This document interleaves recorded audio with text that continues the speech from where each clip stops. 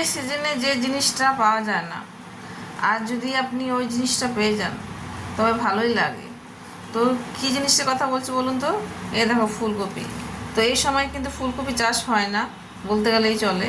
তো এখন এগুলো বাজারে কিনতে গেলে একটু দামই নেয়। তো কি করব, খেতে মন চেয়েছে, দেখে নিয়ে আসলাম দুটো। দুটো নিয়ে এসেছি, দেখো মিডিয়াম সাইজের। তো আজকে আমি রান্না করব ফুলকপির ঝোল।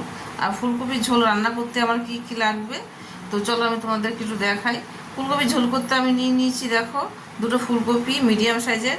আর এই দেখো আলু নিয়ে নিয়েছি দুখানা, দুটো আলু নিয়ে নিয়েছি, বাস। এখন এগুলোকে আমি কাটবো, তোমরা দেখতে থাকো। ফুলকপি রান্না করতে মশলা লাগবে, একদম সিম্পল মশলা। এর মধ্যে আমি কোনো পেঁয়াজ রসুন দেবো না, নিরামিষ রান্না একদমই। আর এই দেখো, সেই জন্য আমি মশলা এখানে নিয়ে নিয়েছি রেডি করে। এখানে টমেটো আছে, সাদা জিরে আছে 1 চামচ ছোটো চামচে, আর ফোড়নের জন্য দুটো তেজপাতা রেখেছি। আর রান্নাটা হবে সম্পূর্ণ কাঁচা লঙ্কা দিয়ে। আর এই দেখো এখানে টুকরো করে আদা রেখে দিয়েছি, আন্দাজ মতো আদা দেবে, যেহেতু দুটো ফুলকপি আছে এইটুকুনি আদা আমার লাগবে। আর এই দেখো একটা টমেটো নিয়ে নিয়েছি মিডিয়াম সাইজের, টমেটো না দিলে কিন্তু তরকারি টেস্টি আসে না। তো এই হচ্ছে আমার সিম্পল মশলা। হ্যাঁ, তো তোমরা চাইলে ডালের বড়ি দিয়ে রান্না করতে পারো। আমার ঘরে আজকে ডালের বড়িটা শেষ, তো আমি ডালের বড়িটা দিতে পারলাম না, কিছু করার নেই। তো চলো দেখতে থাকো আমার রান্না।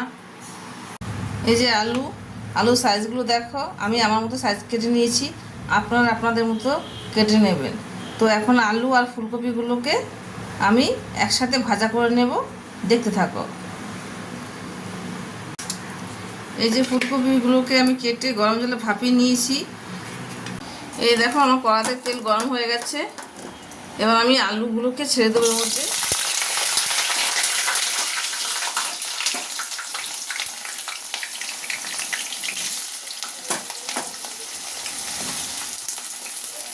আগে আমি আলুটাকে একটু ভালো করে ভাজা করে নেব, তারপর এর মধ্যে দিয়ে দেবো ভাপানো ফুলকপিগুলো। আলু আমার লাল লাল ভাজা হয়ে গেছে, এখন আমি এই ভাপানো ফুলকপিগুলো এর মধ্যে দিয়ে দেবো। এই ফুলকপিগুলো আমি কিছুক্ষণ হালকা লাল লাল করে ভেজে নেব।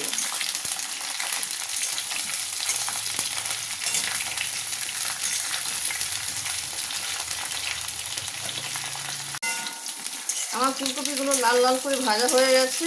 তো এর মধ্যে এখন আমি দিয়ে দেবো মশলা। এই যে জিরে, আদা, কাঁচা লঙ্কা পেস্ট করে রেখেছিলাম, তো এখন এটা আমি তেলের মধ্যে দিয়ে দেবো। আর এর মধ্যে হলুদ, নুন ও চিনি, স্বাদ অনুযায়ী চিনি দিয়েছি।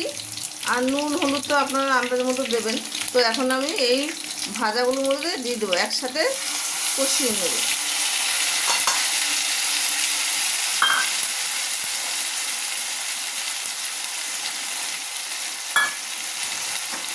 আর এই যে কেটে রাখা টমেটো, এটাও আমি এর মধ্যে দিয়ে দেবো।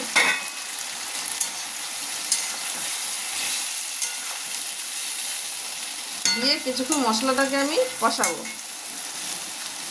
সব শেষে তরকারি নামাবার সময় আমি দিয়ে দেবো, এই দেখো ধনে পাতা কেটে রেখে দিয়েছি। এই ধনে পাতাটা আমি তরকারিটা যখন নামাবো তখন ঝোলের মধ্যে দিয়ে দেবো।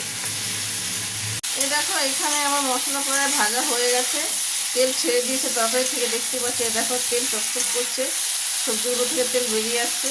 তো আমার মশলা কষানো হয়ে গেছে, এখন আমি এর মধ্যে দিয়ে দেবো জল। সেদ্ধ হওয়ার জন্য জল আমি দিয়ে দেবো এর মধ্যে।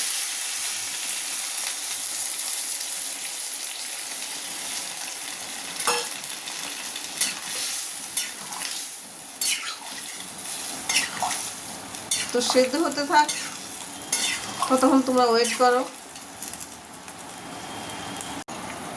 এই যে ঢাকনা তুলে নিলাম, আমার ফুলকপির ঝোল রেডি, একদম নিরামিষ ফুলকপির ঝোল।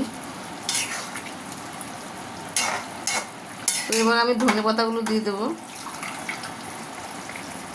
ধনে পাতা দিলে তরকারির থেকে আলাদা একটা গন্ধ আসে, না তরকারি স্বাদ বাড়িয়ে দেয়।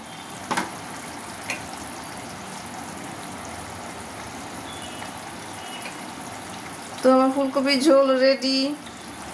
তোমরা চটপট বানিয়ে ফেলো, দারুণ লাগবে এই সময়। আর কেমন হয়েছে ফুলকপি ঝোল, নিরামিষ ঝোল তোমাদের কেমন লাগলো জানিও। তো চলো, টাটা, বাই।